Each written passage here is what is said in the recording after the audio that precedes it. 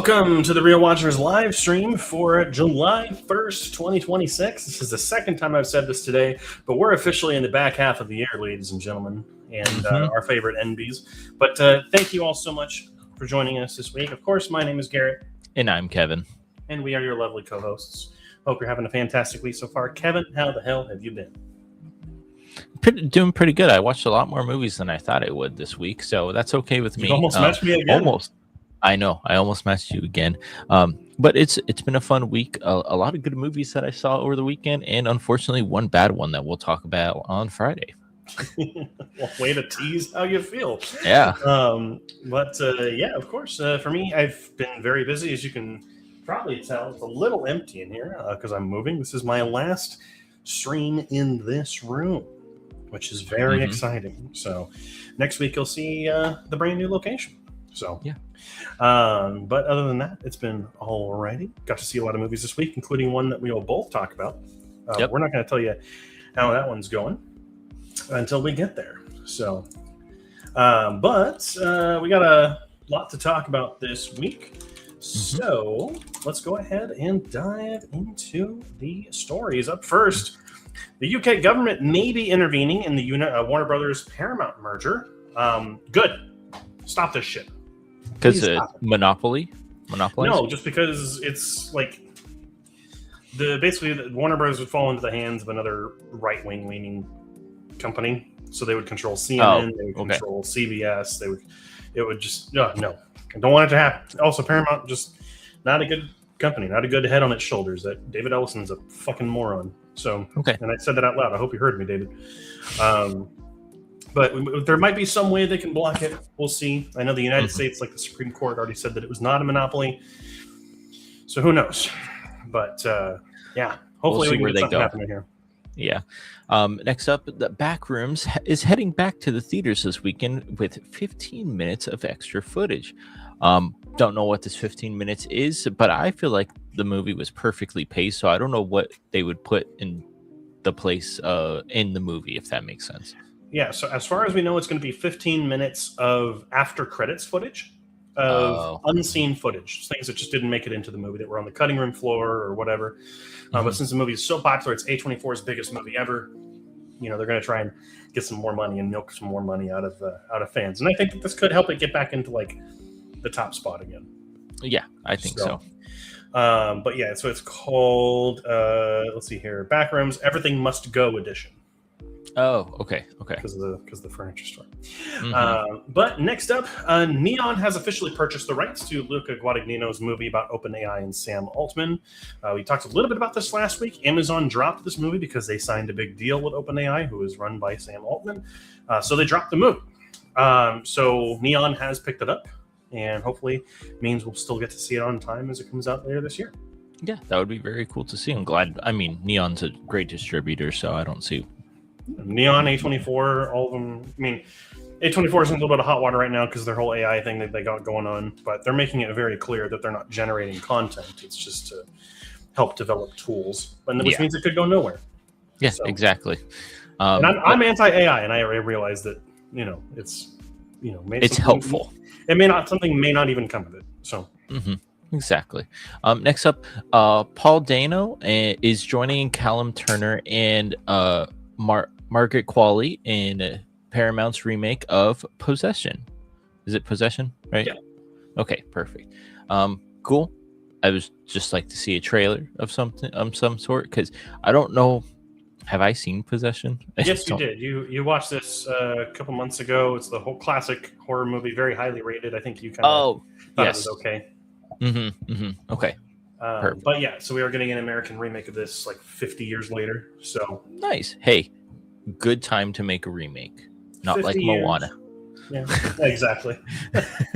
Next up, though, Jackass Best and Last is officially the last Jackass film. It will not continue with the newer cast. It will not continue on. It is officially over.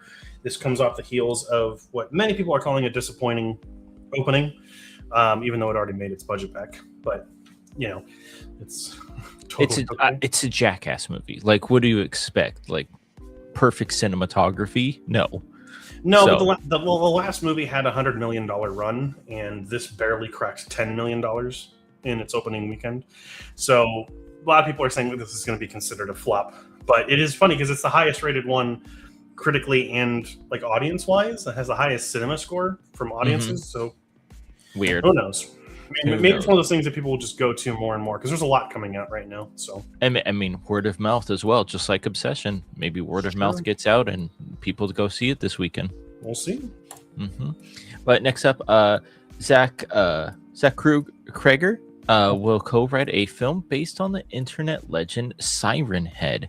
The writer / director of Whalefall and No One Will Save You, Brian Duffield, will direct it. I don't know Siren Head, so I have no clue what they're talking about. Siren Head is like a kind of internet cryptid type thing. It's like a very tall, lanky creature that has, instead of a head, it has two sirens that have like mouths in them. I mean, if you look at the picture, you'll be able to see what it looks like. But obviously, this is the first. Okay, I know this one. Okay, this is the first creepypasta cryptid movie we're getting post Backrooms, and I feel like we're just going to see a lot more of this coming. But I think the fact that Zach Kreger is attached will get some people interested. And then No One Will Save You was decent, and then Whalefall looks like it's going to be incredible. So, hey, who knows? Maybe this has a chance. Maybe. Next up, with a devastating opening weekend, Supergirl is expected to have a $100 million loss for Warner Brothers. Which I don't want to say it makes sense. It was getting good word of mouth during like previews, and reviews were kind of higher but middle of the road. But it just kind of seems that word of mouth is down on this one, and not because of like any particular typical reason. It just doesn't seem to be that good of a movie. Which I wouldn't say not that good, but just mediocre superhero movie that we've all seen, kind of a thing. Yeah, when held up next to Superman last year, it just does not even hold a candle, apparently. So, yeah, and unfortunately, I do know one person that went and saw it, and she said that it was really good. So, okay. I mean, it just depends on who watches it. Yeah. Exactly. But and last up, the Super Mario Galaxy movie will hit Peacock July 30th of this year. So if you missed it in theaters, one of the highest grossing movies so far. The highest grossing movie of the year. It is. I didn't want to be wrong. So the highest grossing movie of the year will be hitting Peacock at the end of this year. Perfect for right before people go back to school and stuff like that. You get a little summer break movie right there. But it was. I think I liked it, actually. I don't think you liked it. No, I hated it. I mean, I didn't like the first one either. So okay. But anyhow, that is it for our stories this week. So we'll go ahead and jump over into the stuff that's hitting streaming. And finally, Project Hail Mary is hitting Prime on Friday, which we didn't know when this was going to hit Prime because it hit MGM Plus first. And then I think no one has MGM I think Plus. Amazon realized that no one has it and they were losing money, so they put it on the Prime finally, which is going to be great. Because after I move this weekend, my future roommates and I will be watching this because they haven't seen it. So nice. It's going to be kind of nice. Then World War Z is now on Prime. If you have not yet seen the Brad Pitt action survival horror movie, it is now available on Prime. All 4 Men in Black movies are now available on Peacock. And War of the Worlds and Tropic Thunder are both on Peacock as well. So 2 Tom Cruise movies hitting Peacock in the same day. Very cool. But let's go ahead and take a turn into the trailers that came out this week. And we had a lot of good ones that came out, Kevin. Yes. What stood out to you? I mean, Werewolf looks interesting to me. You like Eggers a lot, so you're probably a little bit more hyped on it than I am. But I want to see Not Alone. I want to see what that's kind of about because it's Illuminations, but not doing Despicable Me. But it looks very interesting and more adultish, if that makes sense. It actually, and I say this, and I mean all the disrespect in the world. It's the most interesting looking thing that I think Illumination's ever done. It looks like a Pixar movie or like a DreamWorks one. So yeah, I mean, I'm okay with that. Her Private Hell looks like cyberpunk anything that happens in the world, which is really, really cool as well. And the Samurai and the Prisoner was what we looked at as well, and that looks fantastic as well for me. Yeah, I mean, I'm at the same with you. I think Werewolf, for me, at least right now, looks like a contender for Film of the Year in terms of cinematography and like the the performances look batshit insane, like the visuals look batshit. So I'm really down for that. Her Private Health similarly looks visually insane. Cannot wait for that. Not Alone looks like it's very decent, actually, for Illumination, like I said. And then Samurai and the Prisoner, one of my favorite directors right now, Kiyoshi Kurosawa, director of one of my favorite films of all time, Cure, which I am very excited for that. The rest of them, Yeah. Not that they're bad, just Not the ones we're looking forward to. So they're not the ones that are on the top of my viewing list, for sure. Nope. Not at all. But Kevin, with that, why don't you take us to the box office? Yeah, so box office with number one, still no surprise here. Toy Story 5 with 70.8 million. Supergirl coming in number 2 with 37.1 million. And then, unfortunately, it does take a little bit of a drop with Obsession at 9.7 million.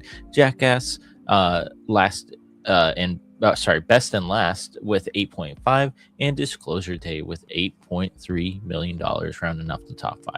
I mean, no surprise. You said drop, but Obsession maintained third place. No. I meant like dropped in money. From double digits to single digits, sure. But still No. From 37.1 to 9.7. Oh, I see what like you're that drop. No, I don't. They can get all the money they want because Obsession's that good. So, I actually want to double check its current amount real quick. So currently worldwide right now, it is at $374 million. Jeez. Made for $750,000, dude. Like, come on. Dude, I know studios are lining up to work with Curry Barker right now. Yep. But, that's it for the box office this weekend. Let's go ahead and talk about the movies that are coming out this week. And the first one is Minions and Monsters, which is actually currently in theaters now. It comes out today. It's an early access, right? No, it just released on July 1st. Oh, never mind. Sorry. I think they're trying to get that whole weekend with 4th of July. Which they will. This follows the Minions in 1920s Hollywood as they search for frightening creatures for their monster movie, partner with a green creature, and must save the planet after unleashing monsters. This has a huge voice cast of a lot of different people, which is very interesting. I didn't know that Trey Parker was playing the Cthulhu-looking thing, but... Yeah, why can't they call it Cthulhu? I don't know. Probably because they don't own the rights or whatever. But, okay. The reviews have been surprisingly good for a Minions movie. It's got a 67 on Metacritic. It's got like a 90-something% on Rotten Tomatoes. Really? Which just means that 90% of critics gave it over a 6 out of 10, which Rotten Tomatoes sucks anyways. But Minions and Monsters, I mean, of all the Minions movies, it's the only one where I'm like, kind of interested because it deals with early Hollywood and then like kaiju stuff, but it's a Minions movie. Like, it's gonna be done. But then, of course, we get the Backrooms Everything Must Go edition. This is getting 15 minutes of added footage, but if you didn't know what it was about, after a therapist's patient disappears into a dimension beyond reality, she must venture into the unknown to save him. Of course, this is the huge A24 movie coming back with extra footage. Up after that is Lockbox, also known as Winthrop. A woman puts everything on the line to defend her enigmatic cousin from a dangerous otherworldly entity determined to track him down. This stars Carla Gugino, who has been in several things over the years. But other than that, don't know anything about it. Doesn't look like there's any reviews whatsoever. And lastly, we have Young Washington. A young George Washington faces war, betrayal, and impossible choices that will forge a leader. Of course, this is an Angel Studios movie, so you should not go and see it. But, I'm not going to stop you if you do. But this is just one of those, typical American propaganda movies they're going to put out right around the 4th of July. So, which is going to be popping off like crazy this year, I'm sure. But anyhow, that is it for the movies that have come out this week, or will come out this week, excuse me. But let's go ahead and change it up a little bit. We got some games to play, Kevin. Yes, we do. Are you ready? Which one are we doing first? We're going to do Flickle first. Oh, okay. Flickle. So I will go ahead and share Flickle real quick.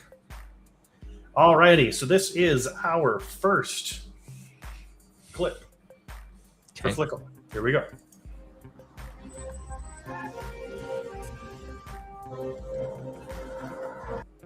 I feel like this is a Rush Hour movie. I don't think Rush Hour? I think it is. It looks like Jackie Chan getting out, and I think it looks like Chris Tucker, and he had a cobra. So I'm going to go ahead and skip it. Okay. You've been ordered by the Ministry of Public Security to assist the FBI and Secret Service. Yeah, this feels like a Rush Hour one. Ministry of Public Security to assist. Would it be Rush Hour 2 then? Mr. Stephen Ray living large in one of these penthouse suites. Yeah, Rush Hour 3. There he is right there. Mr. Stephen No. Ray living large in one of these penthouse suites. There he is right there. Mr. No, it wasn't. Heaven on Earth massage parlor. Is it Rush Hour 2? Yeah, that's. I think it's 2. Yeah. Number 3 was in Paris. I should have known. Alrighty. Cool. Yeah, let's go ahead. We did it. Get into it.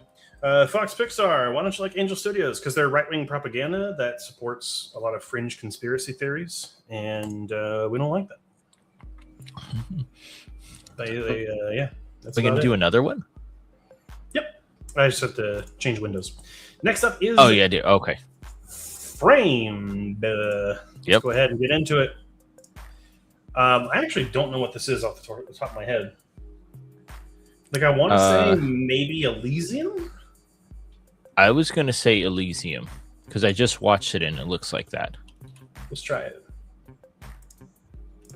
Nope. No. I have this? No idea what this is. Or maybe it's like a... It's not Star Trek. Is this Guardians of the Galaxy? No. I don't see any aliens. That would have been Guardians of the Galaxy if it was aliens. But it's like a crescent moon kind of space. What is this? I have no idea. Oh, yeah, it is Star Trek. Oh. Star Trek Beyond. Hey, she's in Guardians of the Galaxy. She is. You are right. You are right. I should have guessed Star Trek Beyond from the second one, but I wanted to be sure. That's okay. Wanted to be sure. Alrighty. That's it for Framed. Let's go ahead and go on to Movie Grid. Movie Grid. Are we going to do the pyramid one too? Because that one was fun last time too. Yes, I have that one queued up. Wolverine. So, okay, Wolverine, or the Wolverine. Will it take that if it has the in front of it? Yep. Yeah, okay. His title starts with A through H. Deadpool and Wolverine. Yep. Or Logan. I like Logan. Do Logan better. All right. And then starts with... What? Oh, no, because it's after H. Son of a bitch. Where we can't get all of them. So Deadpool and Wolverine. Yeah, Deadpool. We should have done that from the beginning. No. And then Q through Z. Oh, Sheep Detective. Oh, there we go. The Sheep Detective. Just came out this year. That's why I know it. There we go.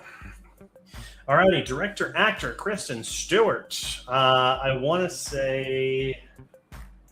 For the last one, Underwater. Oh, I was going to say Twilight. Okay. Twilight. Starts with A through H.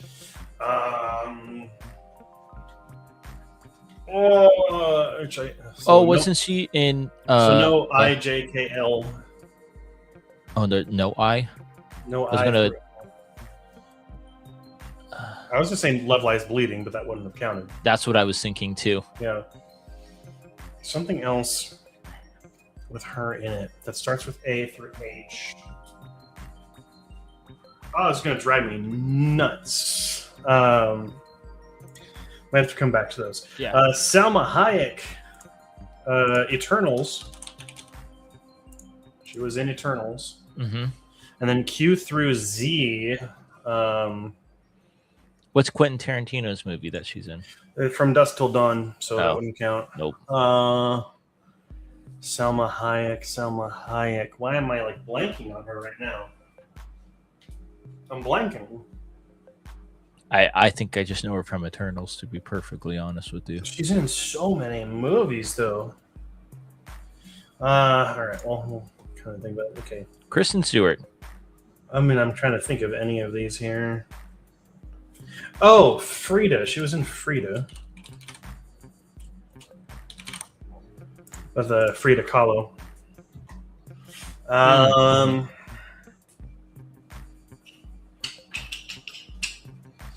Oh my gosh, this is going to drive me nuts. Character name in the title. I'm trying to think. I'm not looking it up. I was just replying to someone's message. Are you looking up answers? No. Because they made a remake of it, Charlie's Angels. No, not that one. Not that one. The middle one. 8 through 8. Yes, Charlie's Angels. I knew there was a horrible one. Yeah. Okay. So what else was she in with a name in it? There's a movie where she's like a military woman. It's driving me nuts. I can't think.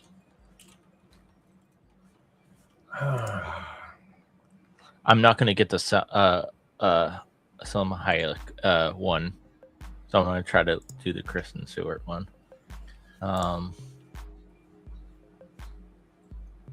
I know I know which one you're talking about too, but I don't remember the name of it.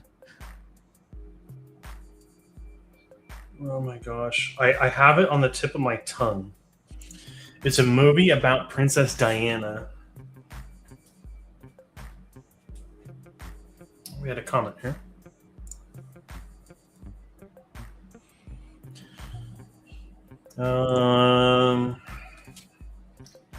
I don't know why. I want to say the name of the movie is Spencer? Ooh. Yes. Okay. Oof. Yep. It was. Okay. All right. So Salma Hayek. I mean, she was in like Grown Ups. God, this is Q through Z. Q through Z though. Bro, I to be perfectly honest, I could not fucking tell you.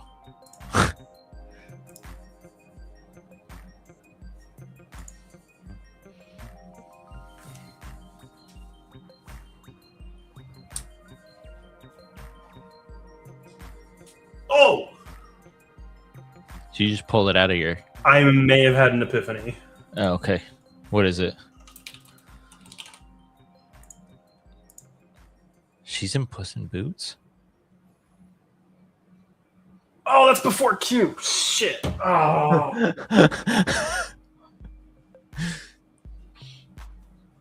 What else has she been in that would be in that category?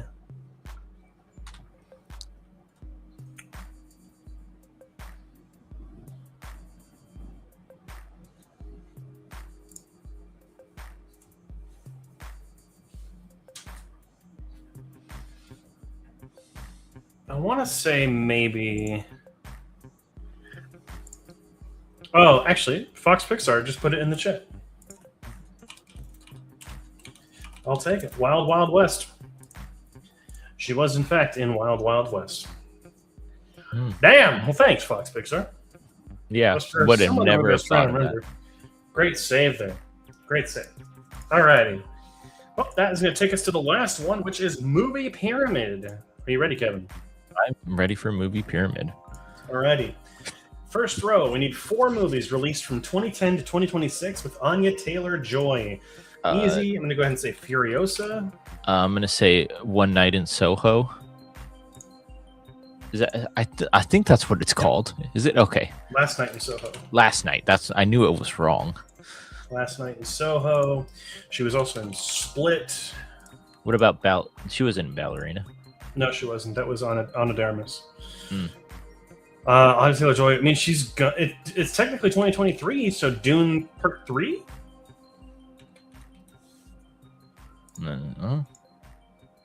Yep. Okay. There we go. 2-word title, Martin Scorsese, Shutter Island. And then Mean Streets. And then Taxi Driver. Sorry, that's okay. If you have it, you have it. All right, 1-word title with Jeremy Renner. The Avengers. Oh yeah. Ignoring the. Mm-hmm. There we go. All right, we just need one more. Wouldn't be. The Hurt Locker. That's 2 words. Oh, shitballs. 1 word. Oh, Arrival. Oh yeah. Mm-hmm. There we go. Oh, here we go. There we go. Kevin Bacon, 3 or more word title. Oh God. Oh. I was gonna. The Guardians. The holiday special. Yeah. 10 out of 10. Let's see if we get another one. All righty. That's it for the game zone. Let's go ahead and change it up and go ahead and get into the movies we talked about or we watched over the course of this week. There is one movie that both Kevin and I both watched. Yes, because we went to the theater together. So I'll let you go first. Yeah, so we got to see Jackass, Best and Last. And this was just a fun time. I'm not taking this critically or anything like that. It's just, we had probably like 20 people in our theater, including us or something like that. It was a good amount of people in our theater, which was a lot of fun. Hearing all the laughter and all the new stunts, but also seeing the older stunts that never got released, I thought was very cool as well, because you got to see young Steve-O, Dunn, Bam in there too, which was really cool. So I really enjoyed that aspect of it, because I mean, me and you probably grew up with them in some sort of way. I remember watching Viva La Bam all the time, which I thought was hilarious, even though it's absolutely horrible now that I think about it now. Sometimes. Yeah. But I just love how it didn't become a movie. It became, here is what's happening and what we're going to get into by like Steve-O or Johnny Knoxville and the director, and then they would show the clip, which I really enjoyed, because it got to show a lot more emotions with Johnny and all of the other people of the Jackass crew. So I really enjoyed that aspect of it. So I gave it an 87 out of 100. It's just a damn good time with unseen footage, which I really enjoyed. Yeah, absolutely. For me, very close in score. I gave it an 85. I think that I will admit to getting emotional during this, and I was definitely trying not to tear up at the end, because these guys mean a lot to me, kind of watching movies and stuff. I would say that this is a really great time that's a little hindered by nostalgia. I think that the new stuff that we get is properly good, and I wish that we got more of it. Honestly, I wish we got more new stuff with the new cast. But on the other hand, while we do receive footage for the first time over, there's a couple of stunts that they either couldn't show before or wouldn't or whatever, that we got to see, particularly the opening of the movie, which I will not spoil. Yes. But I would just get way too many sequences of rehashed material. And like, I didn't need to see stuff from Forever again. I didn't need to see stuff from Jackass 3 again. Like, that was a little annoying. It was still nice to see, because people were still cracking up at it all these years later. So it's like, I can't be too mad at it. But like, I don't really care. Like, this is the last time I get to see this group of friends hanging out and doing things like this. They're foundational to my media journey, and it feels like a proper send-off. Like, our theater was packed and cracking up, which made me feel good, as all the Jackass movies do. hopefully this is the last of it, and we don't get other people butting their way in and trying to do something like a reality TV series, like finding the next jackass. I don't want to see that. Mm-hmm. Leave it alone. No. Yes, So, it was a good way to end a series. Yeah. So I have 1, 2, 3, 4, 5, and you have 1, 2, 3, 4. So we'll just go back and forth. Why not? Okay. So the first movie I watched this week outside of Jackass was Hairspray from 2007, the Broadway musical brought to the big screen. Even though it was already a movie before it was a Broadway musical. But anyhow, I'm not going to lie. I laughed at this movie more than I thought I was going to. But specifically, it was outside of the musical sequences. I think this movie is best when it's not a musical, which is really weird. But this is the kind of musical that I'm not really a big fan of. The kind of big Broadway-ish type production where the songs are not really justified for being there. And I don't like, it's just none of the music was that memorable to me. Like, I can't remember a single song. Like, I wrote the review for this like 2 days after, and I couldn't remember a song 2 days afterward. But I remembered some jokes. I remembered some lines. And what I remember best is the humor and the great ensemble cast. The cast is the best part of the movie, and their dialogue at times is incredible. All these actors in these roles are hilarious. James Marsden, Christopher Walken, Brittany Snow, Michelle Pfeiffer, all of them stand out. John Travolta is haunting. However, I think that the main actress, Nikki Blonsky, who I believe is the Broadway actress, gets a little lost here with too much other talent around her. Not that she's bad. She's great at singing and dancing, but I think her acting was the least polished out of everyone. So she kind of just got lost for me. But my biggest problem is the story. It doesn't lend itself to being a musical to me, and I don't know why they thought it would work so well as a musical. Like, it's fine, but there's a whole storyline about racism, which feels very ham-fisted. Like, it's, by the end of the movie, it's a lot of white people patting themselves on the back for solving racism, even though they barely did anything. It's okay. It's very funny, and that's what gets it through. But I wouldn't say it's like my favorite musical ever. So, gotcha. 68. Okay, gotcha. Mine, Tokyo Drift, Fast and the Furious. It's not a good movie, but it is fun, and that's what I really enjoy about this. Is I love the story behind this too, because you get again to a lot new characters, and you get a whole different city, which I absolutely love. It's in Japan, Tokyo Drift. But the story really captures me with the Yakuza and how drifting is part of culture over on in Japan. But the stunts are absolutely amazing. Doesn't use a lot of CGI or anything like that, like they did in the second one. And it's just, again, the story is so good and it's so easy to follow. You don't need to know about cars in this one to understand what is happening. It is probably one of my favorite, even though it's not a good movie at all, of the series. I'm still trying to get through all of the rest of them, but they're so spread out between streaming services and stuff that we're gonna try to do it. But it's just a lot of fun. I can almost recite the whole thing, so I gave it 79 out of 100. There you go. All right, next up for me,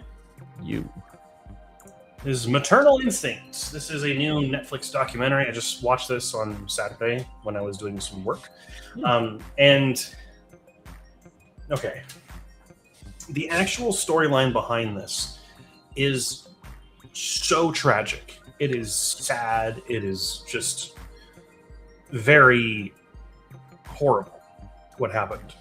Basically, for those of you who don't know the story behind this, a woman showed up at a hospital claiming that she had just given birth, even though she exhibited no signs of being pregnant. And it turns out that she had lured another pregnant woman to her home and cut the baby out of her stomach and wanted to pass it off as her own. Damn. On top of a bunch of other horrible stuff and crimes that she had done. Now, it's sad that this wasn't given a better documentary. A case such as this, with a despicable person such as this, deserves a much better documentary than a true crime doc slop on Netflix. that child and that woman deserve so much better. This is a slog to get through. It's boring. The interviews don't contribute anything to anything.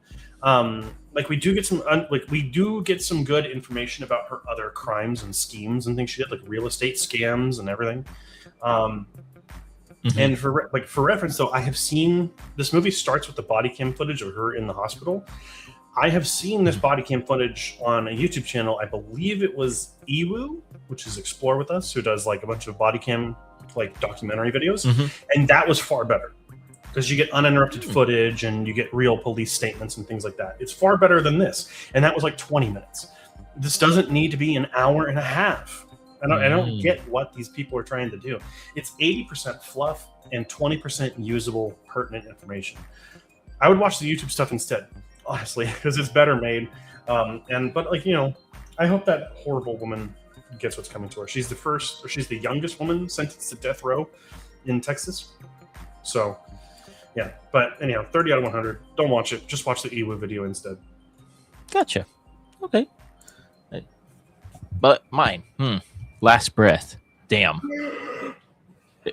If you want, what's the phobia of open water? Thalassophobia, which I have. Yeah. Don't watch this movie, but it's a great movie to watch, so you should watch it. But it's about a diver this is based on a true story, which is absolutely incredible. Who got trapped at the bottom of the ocean doing the world's hardest job, which is fixing pipelines and turning on power for Scotland. And he gets stuck down there with no oxygen for 29 minutes, which is incredible because you can barely live without oxygen for a couple of minutes. And I didn't know it was based on a true story. So knowing that, and from my medical field, I'm like, what the hell? How did this even happen? Kind of a thing is incredible in that aspect. But the cinematography in this movie is absolutely fantastic and gorgeous. I really loved how all the characters are so different, but they all come together at once when this situation happens. But it still has the intensity of this movie. This movie was an hour and 30 minutes, went by like a breeze because of how they structured it and how it just kept you engaged the entire time with different scenarios that happened. But it's just a really good movie with great cinematography, and even the cast, like Woody Harrelson is absolutely fantastic, even though he's not really a main character in this movie. He's kind of one of the side characters, but I really enjoyed him as well. So I give it an 88 out of 100. All right. Very close score-wise for my next movie. I went to the theaters to go see Leviticus, which is a new horror movie along the same lines as like Obsession and kind of in that like art, like that indie horror realm.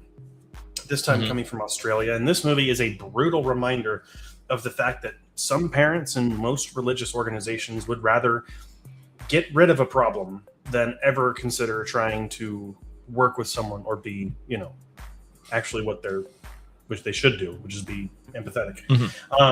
Leviticus is a brilliant piece of Australian horror that, while it feels very regional, also feels very universal. It speaks to a lot of people. A lot of people have seen this as a horror movie, kind of detailing the horror as like a conversion camp type situation or conversion therapy, which is when religious organizations effectively torture people into not being gay anymore. Which was re-legalized by the Supreme Court in the United States. So that's the fucked up country we live in. But what the hell? This is also a supernatural horror movie. So there's an entity that is following people that are kind of going through this religious situation, where this entity is a violent one that takes on the look of whoever you most desire.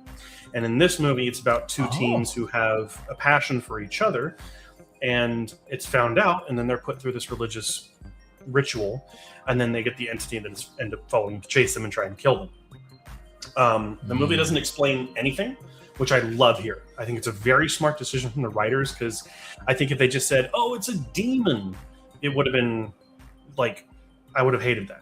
Like, it's very much like you don't know what it is.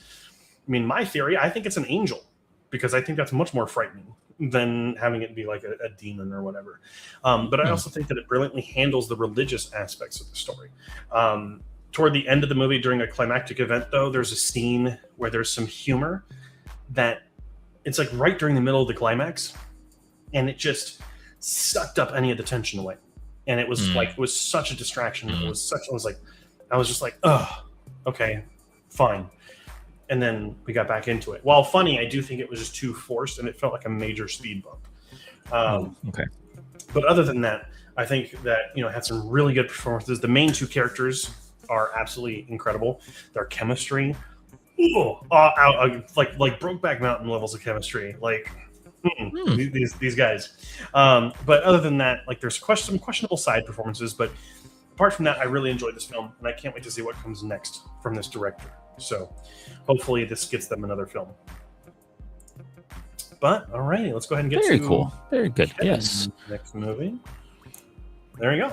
Yeah, my next movie is Toy Story 4, which I really loved. I didn't see this movie for some reason. Don't know if I just missed out on it or anything, but this is a great follow-up movie to Toy Story 3, which I haven't reviewed. I have seen, though, with it being kind of creepy with the antique dolls and stuff like that. Kind of very eeriness in this movie, but I love how it's not based off of one character and one kid anymore. It's more based on finding other kids to play with and finding them to enjoy thrown away toys, but everybody still wants to play with them, which is really cool. I did love all of the new characters, but I really liked Bo in this movie because she's kind of like the badass of this movie, which I really enjoyed.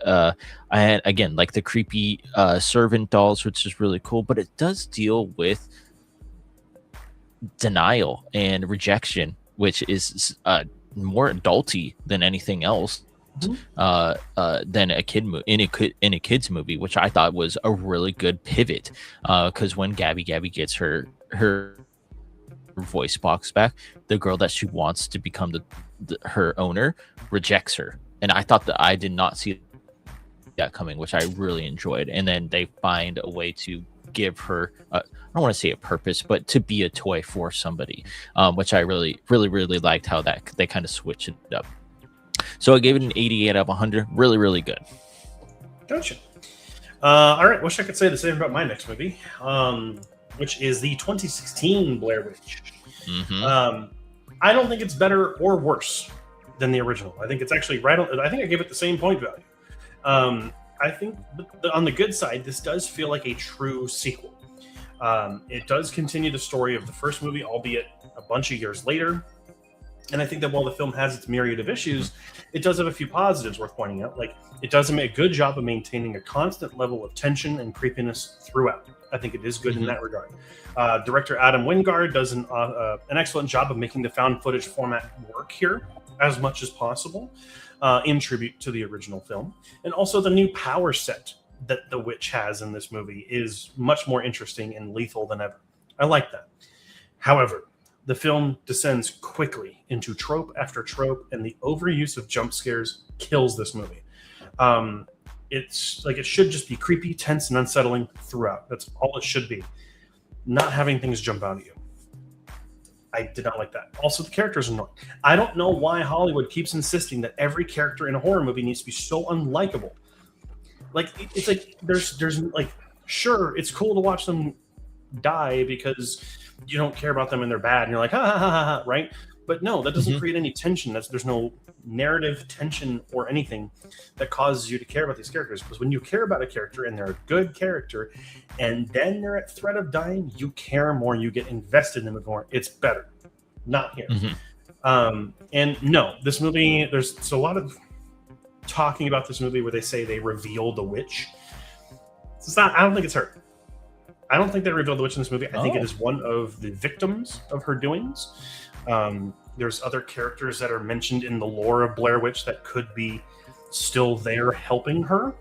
So who knows? I think that the Blair Witch is a name given to the forest itself. Because in this movie, we see that there's like time dilation and all sorts of things. I think it's like a bit of like a backroomsy type situation where it's just does not follow the laws of time or space.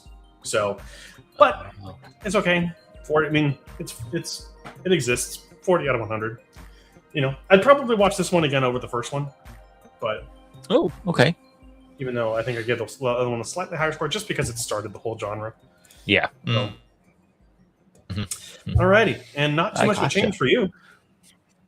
No, it's not, because it's Toy Story 5. I went to go to the theaters to see this early in the morning. I think it was 9 o'clock, which I really enjoy because no one's at the theater, so I get the whole theater to myself. But I really enjoyed this movie. I thought it was going to be... do we want spoilers on here?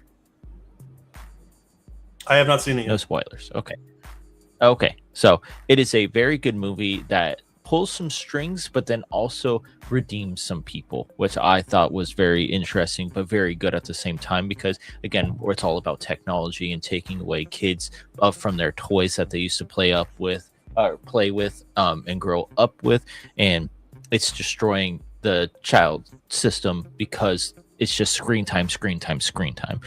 They play it very well with this about how to help with that screen time, and it shows the parent being involved, which I really enjoyed, because parents do need to be involved with the screen time and what the kids are doing as well. So they did a great job with that. That is not a spoiler, just to let you know. But fantastic movie. It looks absolutely amazing, just animation wise, obviously. And there are some really funny jokes because, you know, I'm getting older and a lot of the jokes kind of hit because Woody and Buzz are getting older. And I did feel like, oh no, that's a spoiler. Never mind. 89 out of 100. Oh, there we go. Alrighty. And my last movie, that was Kevin's last one. My last one, last night, I went to the theaters to go and see The Death of Robin Hood. I prioritized Leviticus and Death of Robin Hood over Toy Story 5 because Toy Story 5 is going to be in theaters for a while. Yeah. So it's not as much of like a pressing emergency. Leviticus and Robin Hood are going to be leaving like this week. So, but I thought that The Death of Robin Hood was a good, not great addition to the Robin Hood film canon, or if you want to call it that. But it's a very different and gritty version of the character. And I think for the most part, they do a commendable job of displaying why and how. Hugh Jackman is really great here, kind of playing a version of his role in Logan again. But this time, like, he is a bad man. Like, Logan is kind of like not an anti-hero. He's a hero, but he's like he's on the borderline violent kind of tendency kind of a thing with Wolverine. Here, he is a criminal. He is an outlaw. He has murdered hundreds of people, and you feel it. He is given this kind of air about him that speaks really highly of that. And he's unrecognizable almost underneath all the hair and scars and everything that he has. And his acting chops shine through really well. His voice, even like his accent, which is more of like a typical English voice, doesn't really match his typical voice. Also, Murray Bartlett is in this, and he's fantastic as the leper. Murray Bartlett was the husband character of Nick Offerman's character in Last of Us. Which is probably what most people know him from. He's fantastic in this movie. Love the direction they took with his character and story. However, I will say the film starts off really well, but after about 30 to 45 minutes, it begins to lose steam, gradually leaking that energy until it kind of gets a gasp of brilliance at the end before limping over the finish line. I think the last 10 minutes of the film is brilliant. One of the best metaphors I've ever seen. That's where I'm going to leave it. Or for metaphor for a certain event. But it's let down because it's not the best material for a lot of that movie. I think 15-20 minutes could have been cut because a lot of it just kind of felt unnecessary. There's one character that comes to the Priory that whole storyline could have been cut and it wouldn't have made a difference. But I think it's a little too slow at times, a little too gradual. And because I get it's trying to mirror the character in his recovery, but it's just a little slow. But it's absolutely gorgeous, full of great music, cinematography, and fantastic visual design. It's easily the best looking Robin Hood movie that I can think of, at least since like the Disney Fox one. It's a more real, more dirty, and far more brutal version, just like the real version of that character would be. So 70 out of 100. Liked it, not loved it. So that's where we'll go ahead and we'll leave it. Gotcha. Very cool. Alrighty. So let's go ahead and get into the wheel spin stuff, Kevin. You're short.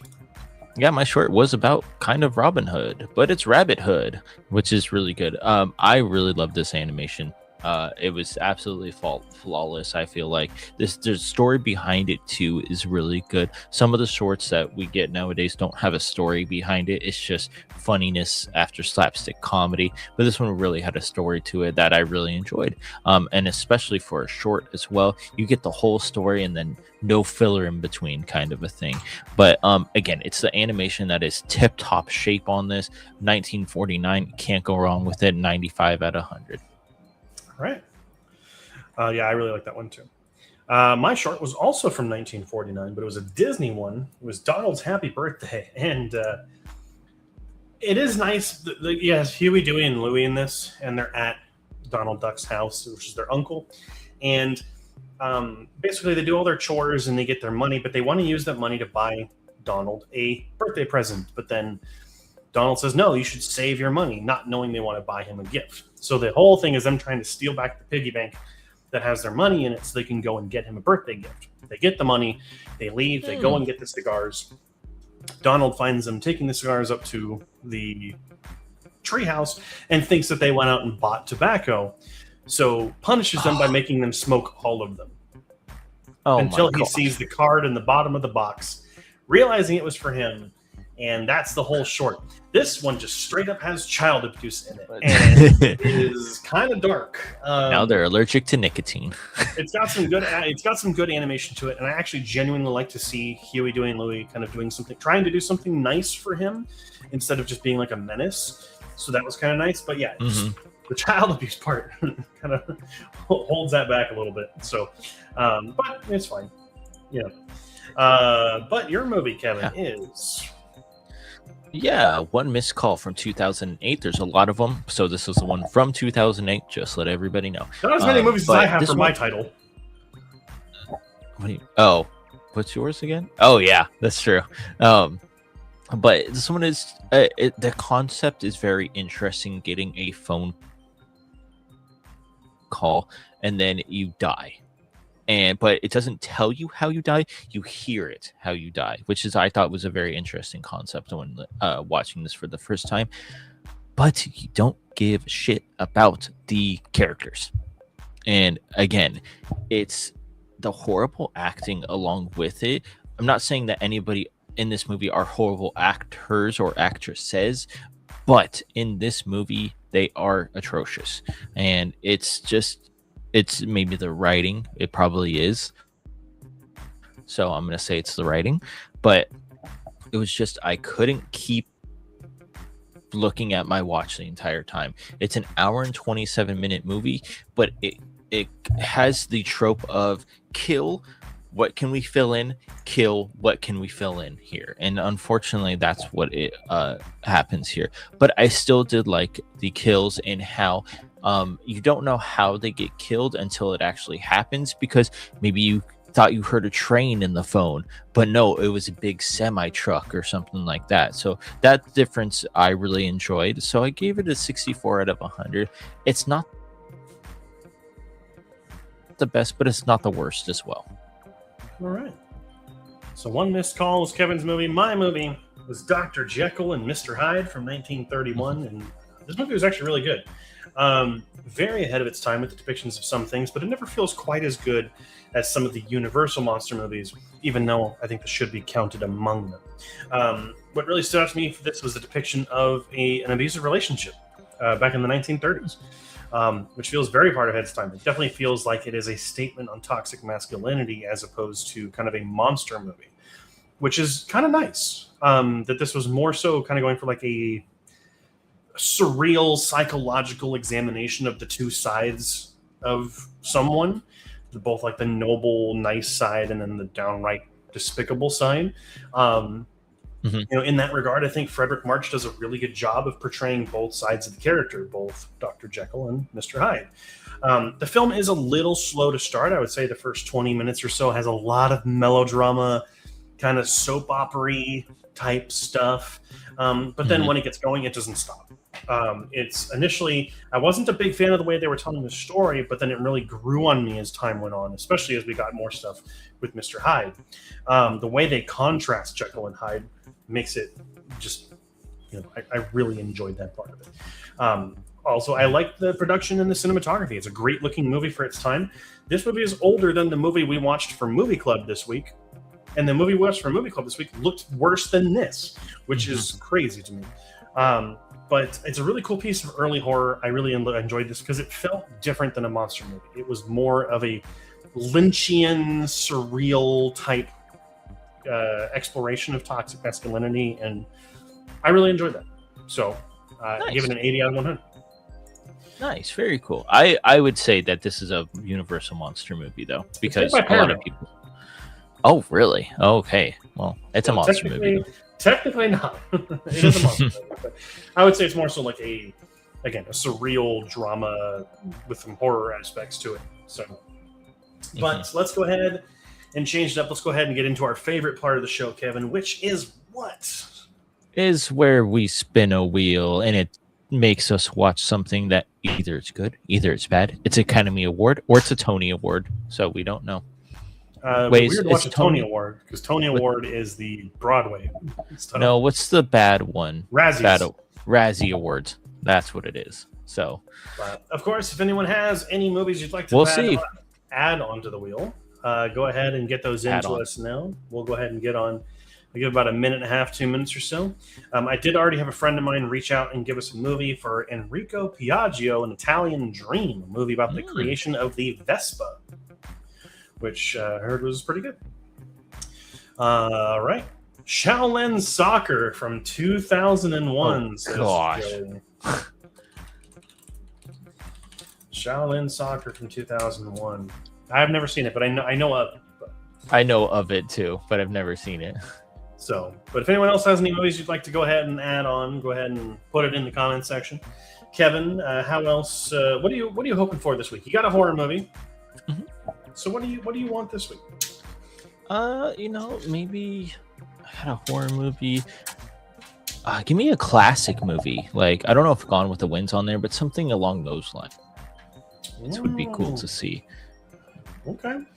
Something you would see on TCM at like 2:00 in the morning. There you go. All right. No other comments coming in. We'll go ahead and just get on with it. Let me go ahead and save the wheel. We'll go to shorts first. Kevin, are you ready? Mm-hmm. I'm ready. Here we go.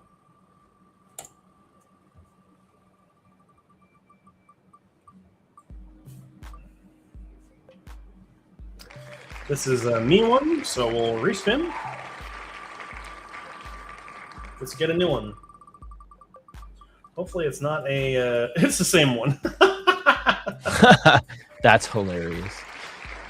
Let's shuffle it. I don't have one picked out, so hopefully me neither. Land on me.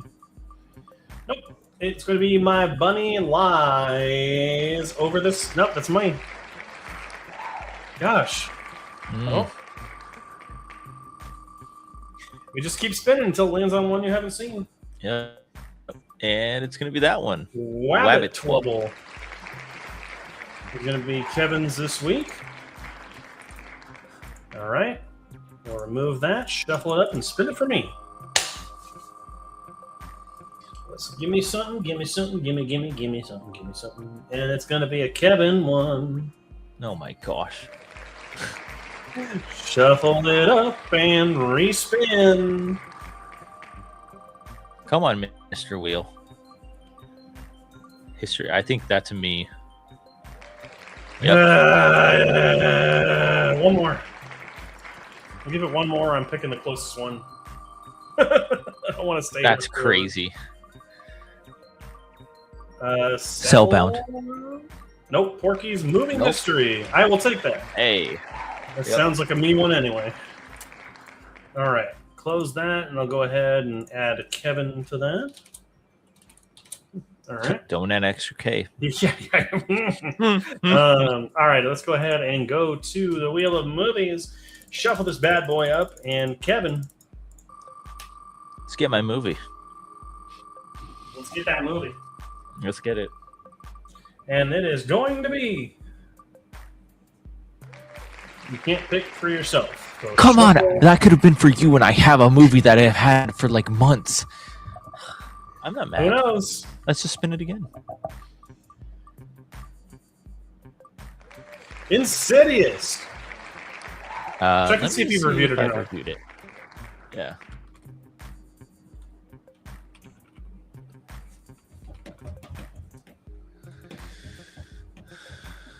Oh, I have not reviewed it. Okay. All right, fair game. I know I've seen it, but I have not reviewed it. All right, fair game for Kevin. Remove it. Shovel it up. What's it going to be, Kevin? Well, it's going to be a movie. Great. Your powers of reduction or deduction. Maggie from 2015. I'm pretty sure this is the one with Arnold Schwarzenegger, right? Yes, it is. Yeah, it's his daughter's turning into a zombie or something. I've actually heard this was decent. So, alrighty. Well, that is going to be my movie this week, so I'll remove that and save. Hopefully, Kevin still has that movie saved for what he wants me to watch. So It's an easy movie to remember because it's weird. So there you go.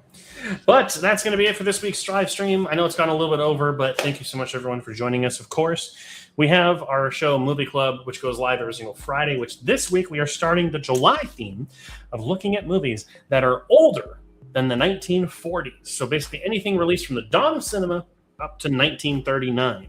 And next week, we're going to be taking a look at the 1936 horror movie, Revolt of the Zombies, which Kevin already spoiled his thoughts earlier in the show, but make sure you watch the video when it comes out on Friday.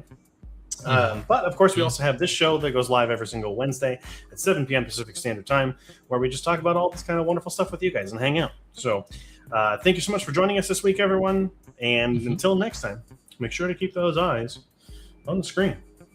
Have a good one, everyone.